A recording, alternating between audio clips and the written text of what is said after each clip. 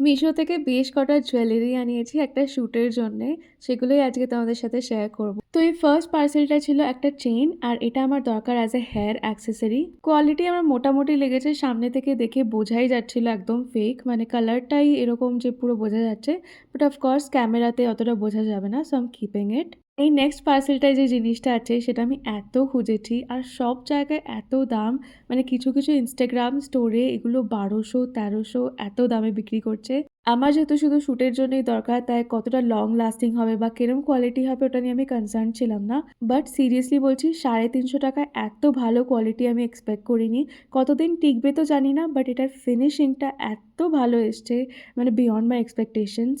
আচ্ছা, moving on, এই next পার্সেলে আছে একটা ব্ল্যাক পলিশের বড় ঝুমকো। এটার জন্যও আমি খুব এক্সাইটেড ছিলাম। আর শুধু মিশো বলেই সম্ভব যে এটার দাম নিয়েছে মাত্র 130 টাকা।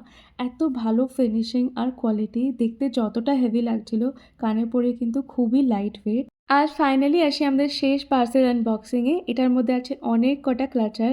এই সব কটা ক্লাচার মিলিয়ে মাত্র 150 টাকা নিয়েছে। আমার আশেপাশের লোকাল মার্কেটে এই টাইপের ক্লাচার একদম পাওয়া যায় না, আর জুডিও বা ওয়েস্ট সাইডে এগুলোর বেশ ভালোই দাম নেয়। তো আজকের মতো সব আনবক্সিং শেষ, এবার দেখা হবে নেক্সট ভিডিওতে। বাই।